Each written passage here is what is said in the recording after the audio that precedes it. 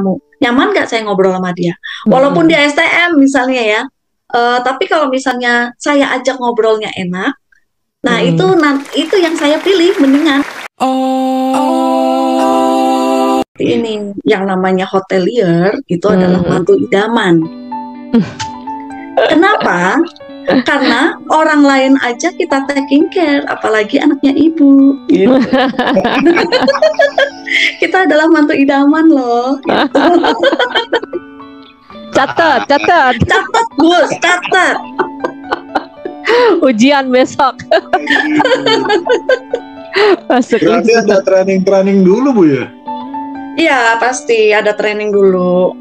Training yang sudah ada pun biasanya kita refresh setiap setahun sekali. Itu jadi supaya dia ingat lagi, ingat lagi. Oh iya ya, kemarin. Nah, jadi kayak misalnya duduk aja harus kita training gitu. Gimana caranya duduk ketika berhadapan sama tamu? Berdiri itu nggak boleh nempel ke tembok. Jadi harus ada jeda 10 cm. Karena kalau nempel ke tembok, jadi kayaknya kesannya santai. Kan nari ini loh, nehi dan apalagi kalau ada nempel tiang. tembok. Kalau ada tiang jangan dideketin, karena Iya. pasti nari-nari di situ. Iya, jadi ingat Betul. ini ya. Nah, sampai perkataan. Jadi apa aja kalimat yang harus kita utarakan lebih sering, apa yang kalimat tidak boleh kita ucapkan gitu. Jadi benar-benar semua itu di training. Jadi supaya kita perfect lah di depan tamu gitu ya. Karena tidak semuanya bisa benar-benar otodidak dengan cepat. Masing-masing orang kan pembelajarannya, cara belajarnya kan berbeda, penyerapannya berbeda, pengaplikasiannya juga berbeda. Jadi benar-benar harus di training dari awal. Itu sih. Iya. Kalau masalah training nih, Bu dia sendiri nih di bagian apa sih di ininya, di hotelnya itu? Saya di HRD. Di HRD ya. Nah kan tadi kalau dilihat dari cara yang misalkan karyawan baru kan tadi itu cerita yang belum bisa apa-apa gitu kan. Nah ini tantangan HRD gimana nih? Untuk menyaring karyawan-karyawan baru nih gitu. Apakah kalau dilihat tadi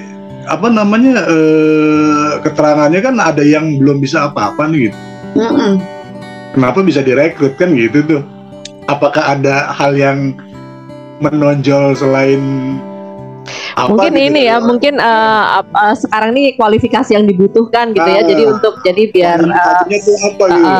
kalau ada yang tertarik, misalkan secara komunikasi belum lancar atau gimana kan gitu, masih kaku untuk dengan orang. Nah gitu. Ini apa nih ininya nih? Nah, jadi sebenarnya sih kalau kerja di hotel itu yang paling penting adalah attitude. Yang paling penting itu kadang-kadang kita kan membutuhkan orang untuk bekerja itu hanya harian gitu ya, namanya daily worker atau casual gitu. Kalau casual itu part timer gitu, jadi hanya misalnya ya, saya punya event pada satu hari, eventnya itu sampai 400 orang lebih. Nah itu kan berarti harus punya karyawan di luar ya tambahan gitu kan. Nah kadang-kadang karyawan ini bukan dari lulusan hotel, perhotelan, SMK atau akademi pariwisata atau institut apa gitu ya. Nah, tapi dia kadang-kadang nih dari STM, permesinan, itu pernah gitu loh. Akuntansi, serius, sampai saya tuh, kamu beneran mau ini? Mau Bu. Nah, ketika kita ngobrol, kan kita juga istilahnya sebagai tamu. Nyaman nggak saya ngobrol sama dia? Walaupun dia STM misalnya ya. Tapi kalau misalnya saya ajak ngobrolnya enak, nah itu yang saya pilih mendingan gitu loh daripada orang yang jutek. Ya. Karena memang orientasinya ke pelayanan ya. Karena orientasinya pelayanan. Nanti kita ajarin nih, kamu nanti di sana tugasnya adalah clear up. Clear up itu kalau orang-orang sudah selesai makan, itu langsung diangkatin piringnya, gelasnya, sendoknya. Gitu. Nanti diangkatin dari sana ke sana. Mengenai dia misalnya nih kan kalau di hotel yang benar, ketika clear up dia angkut piring itu kan sebenarnya ada tekniknya ya. Jadi nanti taruhnya di mana gitu. Jadi kayaknya benar-benar hotel gitu kan. Nah, kalau misalnya dia masih kayak warung Padang, bawanya piring begitu, ya udah nggak masalah gitu. Yang penting dia mau kerja, attitude-nya bagus gitu. Nanti untuk yang kalian seperti itu bisa dipoles kok, bisa dipelajari, dilatih gitu. Yang penting attitude, terus jujur. Nah, kadang-kadang misalnya kita lewat, kok ada handphone di meja, nggak taunya punya tamu ketinggalan. Kalau orang yang nggak jujur, tilep aja gitu kan. Nah, ini yang bahaya untuk nilainya hotel itu gitu. Kalau misalnya udah dapat satu nilai jelek, wah itu yang gawat. Nanti seterusnya kan pasti mouth to mouth ya. Jadi bisa ngomong dari mulut ke mulut gitu. Oh, hotel itu banyak yang nyolong. Di sana tas saya dibuka, handphone saya diambil. Malah jadi nggak bagus. Gitu. Jadi yang pertama adalah attitude-nya. Yang kedua, ini satu paket sih sebenarnya ya, sama kejujurannya. Nah, udah tinggal semangatnya dia mau belajar. Gitu. Sebenarnya itu aja sih yang paling inti. Nanti baru yang lain bisa dipelajari kok. Berarti tadi kayak ngangkut piring itu nggak ada aturan baku ya? Sebenarnya ada aturan. Ya kalau gue pikir kan ya namanya walaupun di mana aja ya, termasuk hotel ini kan pasti ada SOP-nya kan gitu tuh. Iya. Jadi kan sistem operasi operasional, standar kan. Standar operasional. Gue pikir cara ngangkut piringnya juga. Sebenarnya ada loh SOP-nya. Gitu loh. Sebenarnya ada SOP-nya ya. Jadi kalau misalnya ngangkut piring itu gimana? Apa dulu sih piring kan piring kita ada 5 macam lebih kali ya. Piring yang dari yang paling kecil sampai paling besar, yang agak ceper, yang agak mangkok, yang udah macam-macam. Table manner ya. Table manner. Gelas aja ada 40, sendok aja ada 15. Kita mesti hafalin gitu. Nah, ini gimana cara ngangkutnya? Sebenarnya ada table manner-nya, yang maksudnya gimana cara angkut yang benar gitu as a hotel. Tapi ketika misalnya event yang sudah besar, itu kadang-kadang orang nggak akan ngelihat yang kayak gitu.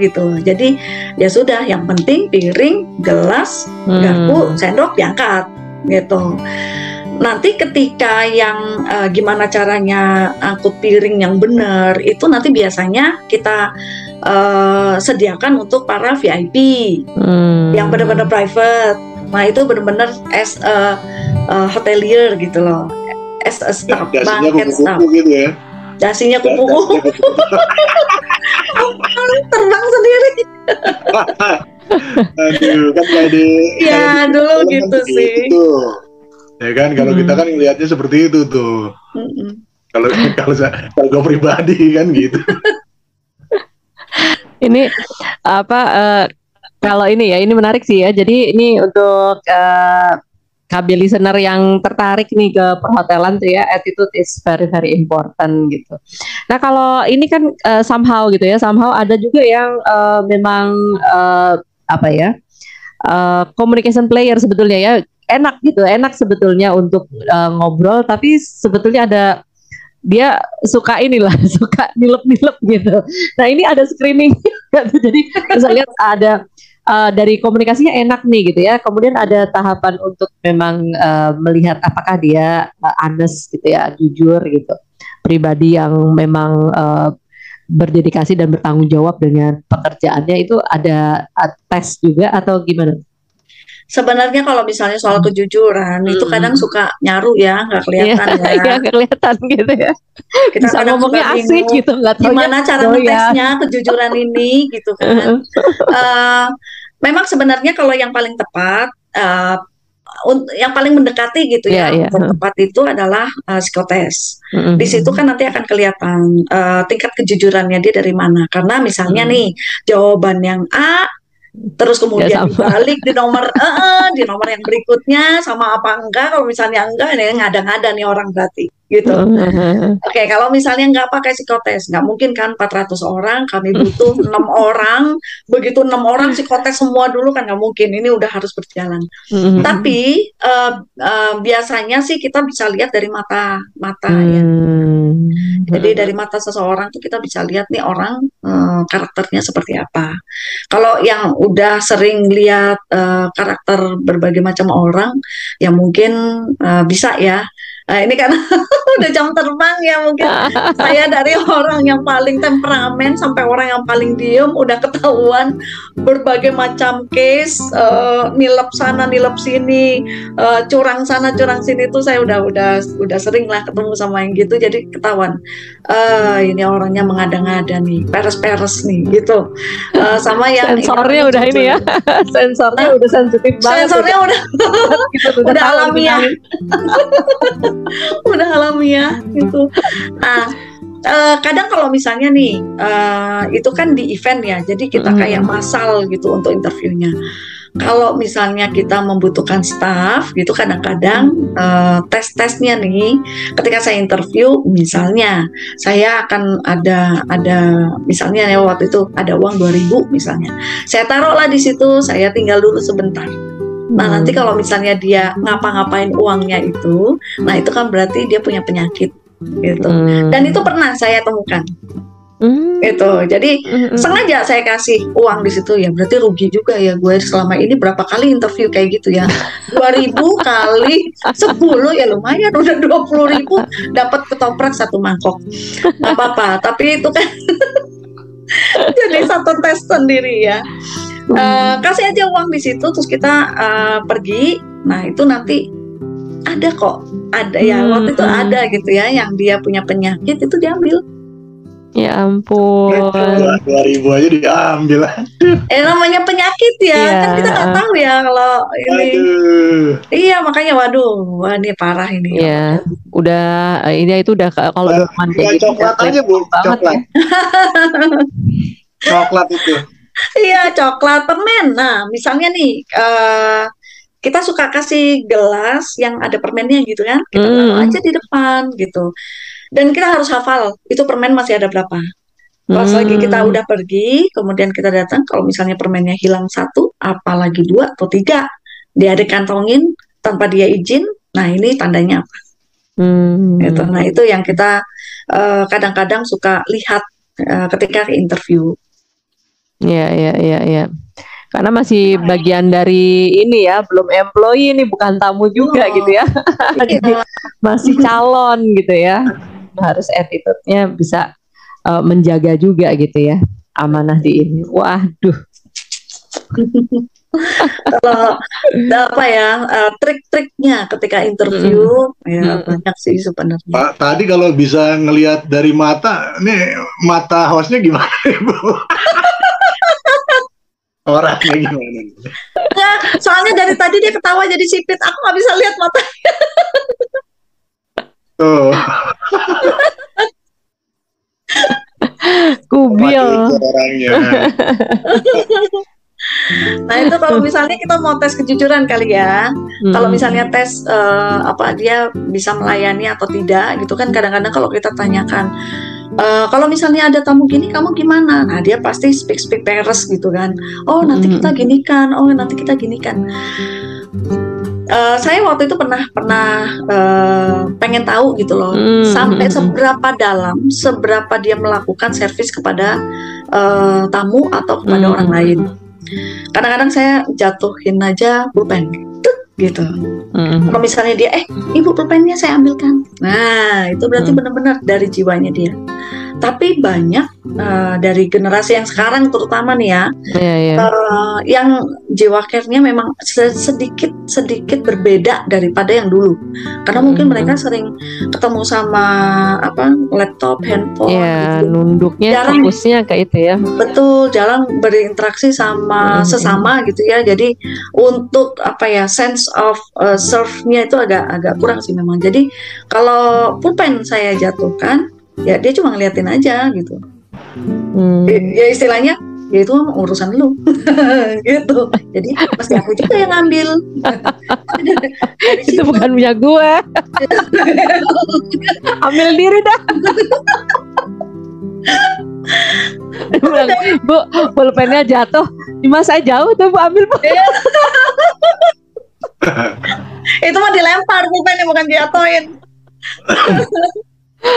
Iya. Dari situ kan aku jadi tahu ya, kamu mau jadi FB service misalnya, itu kan harusnya melayani. Kok begini aja kamu nggak mau melayani gitu loh. Tanya.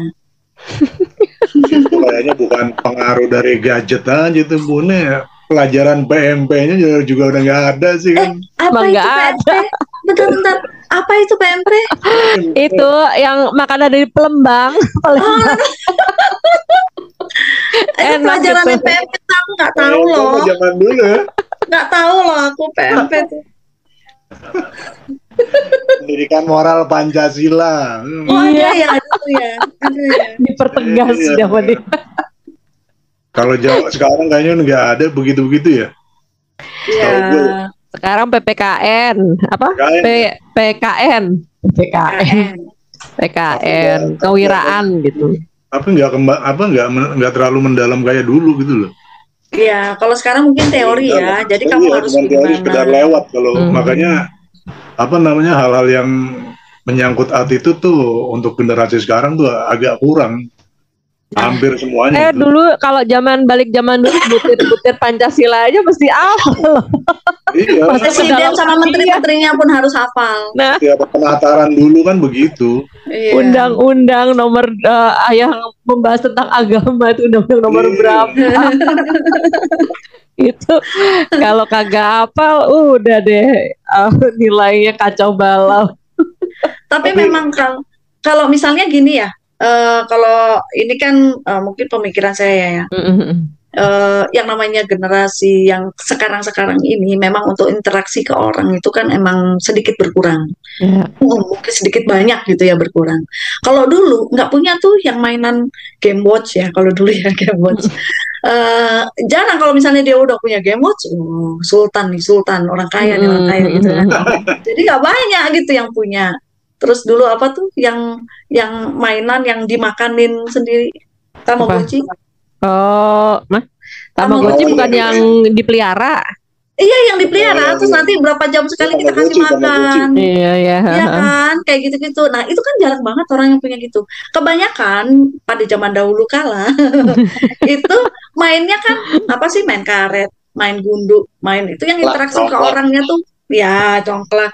Yang interaksi ke orang tuh banyak banget gitu. Ya, jadi di situ kan kita jadi bisa tahu karakternya orang. Nah kalau sekarang mainnya di handphone gitu, jadi orangnya palsu, fake, semu gitu. Jadi nggak pernah tahu karakter orang itu seperti apa. Aku rasa sih begitu ya. Jadi latihan untuk berinteraksinya kurang. Ya, tuh ya KB listener, ini khususnya tentu dengan generasi yang baru nih, generasi baru, generasi yang bertumbuh sekarang gitu. Kalau mau masuk ke dalam dunia hotelier, tentu saja kita harus punya orientasi pelayanan nih. Nah, cuman ini nanti kita coba wrap up-nya gitu ya dari tamu kita nih, sahabat kita, Budiah nih, kalau dipanggil Budiah ya, Budi ya, Budi. Nah, kalau boleh nih, idealnya gitu ya, ini mungkin sebagai pamungkas nih untuk yang masih kepingin gitu ya, untuk menjadi bagian menguatkan satu industri perhotelan gitu ya. Lu mau kasih saran apa nih untuk persiapannya gitu, dan sebetulnya harus seperti apa sih mereka ketika memang sudah masuk ke industri perhotelan ini nih, Oke, ini sebenarnya sih ya banyak ya. Cuma yang paling utama itu yang sekali lagi yang saya bilang tadi, yang pertama adalah attitude. Jadi tolong attitude untuk sekarang ini banyak anak-anak kan yang dia agak menyombongkan diri gitu ya. Padahal itu sebenarnya tidak masuk tuh di industri perhotelan, karena di perhotelan tuh kita benar-benar hanya fokus kepada pelanggan, pelayanan pelanggan, dan kepuasan pelanggan. Ya udah hanya itu aja. Jadi ketika kita mau menyombongkan diri nggak akan sempat di situ dan nggak akan boleh gitu. Terus kemudian itu attitude yang paling utama. Satu paket di situ ya berarti kejujuran. Kejujuran itu memang susah nggak bisa dipelajari malahan, dan itu harus dilatih dari diri, apapun, sekecil apapun. Seperti tadi yang saya bilang, saya punya permen, saya tinggal. Ketika kamu ditinggal sama permen dan kamu butuh permen misalnya, saya haus, saya butuh permen, apakah kamu akan mengambil permen itu? Adabnya bagaimana? Apakah saya harus minta izin atau tidak, atau ambil aja, atau ini kan harusnya di gelas, harusnya buat orang lain. Nah, ini yang harus dipelajari, dilatih, kemudian ya harusnya sih itu sudah bisa ada dalam diri kita ketika kita mau masuk ke dunia perhotelan. Yang lain-lain sebenarnya bisa dipelajari. Kamu mau jadi engineer, kamu mau jadi cook, kamu mau jadi server, kamu mau jadi front desk agent, reception, apapun itu bisa dipelajari dan bisa diasah. Gitu. Jadi yang pertama, attitude, kejujuran, satu paket itu harus ditanamkan dalam diri. Saya rasa nggak cuma di perhotelan, di semua industri juga itu yang dicari. Ini kalau latar belakang pendidikan ini ya, jadi sekarang lebih kepada screening personality ya daripada itu, atau tetap masih harus ada satu standar pendidikan tersendiri nih?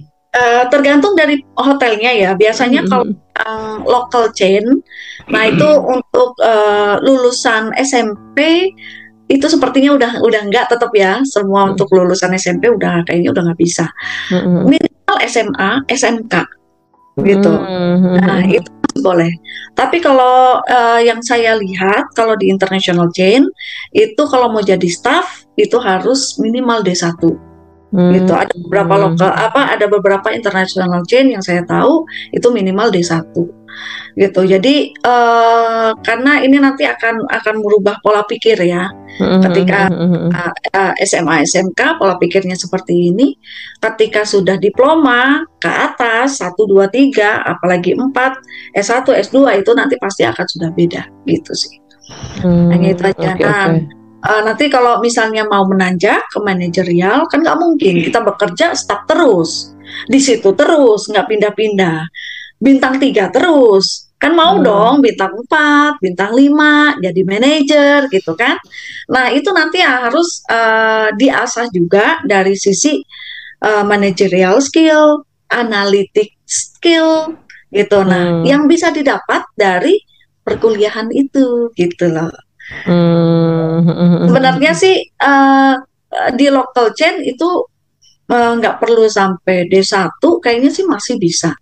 Dia SMA atau SMK, tapi dia mumpuni dan pernah handle di mana-mana, di hotel manapun. Nah, jadi dia bisa mumpuni untuk menjadi manajer, misalnya gitu. Sebenarnya sih bisa juga, tapi kalau untuk di international chain sepertinya agak sulit.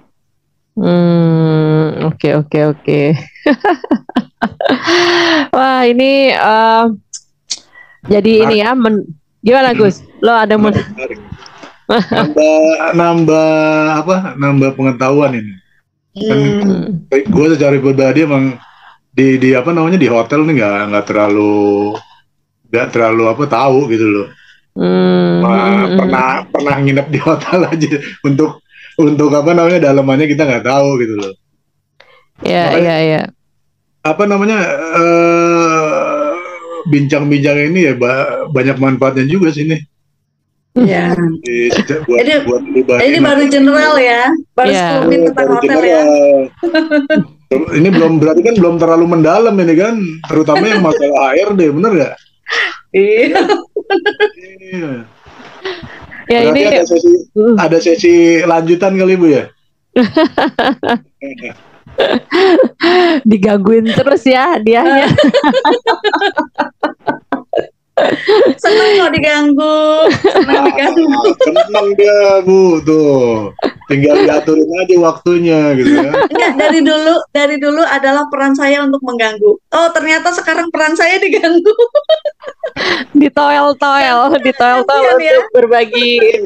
Ngatur schedule-nya aja susah nih buat ini nih, ngobrol sama ibu ini nih, kacau. Aduh, namanya cari sesuap nasi, Bos. Gimana? Ini, tapi so far ini ya, persaingan juga semakin tight ya. Jadi memang tadi ya, orientasi pelayanan dan melihat kebutuhan customer harus cukup jeli ya.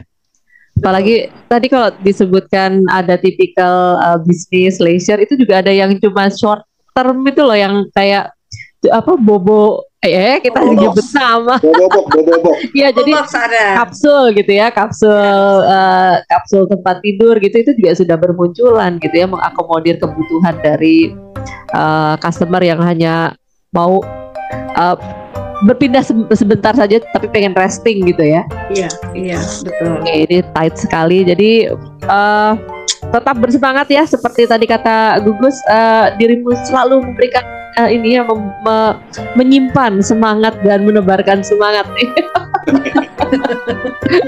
Jadi awet muda gitu, pakai formalin. Makanya kalau makan apa-apa tuh yang pakai boraks. Biar awet. Iya, oke. KB listener, ini seru ya. Jadi kita jadi semakin tahu bagaimana sih sebenarnya industri perhotelan itu. Yang jelas, kalau mau mencoba memasuki dunia perhotelan, attitude tolong dijaga. Kemudian tentu satu paket dari situ, kita akan memberikan pelayanan. Tentu pelayanan itu salah satunya adalah amanah dan kejujuran kita tentunya ya. Nah, ini dilatih dulu sebelum mau melamar dan mencolek-colek budiah seperti kami. Mencolek-colek untuk podcast ini gitu ya. Ya, sekali lagi terima kasih KB listener yang sudah menyimak perbincangan kami, dan Dia, thank you ya, Budi. Budi, terima kasih banyak. Ini kita bisa ngobrol bareng. Terima kasih juga Gus. Siap. Sampai ketemu lagi ya dengan perbincangan Lala dan Gugus di perbincangan santai keseharian. Dah.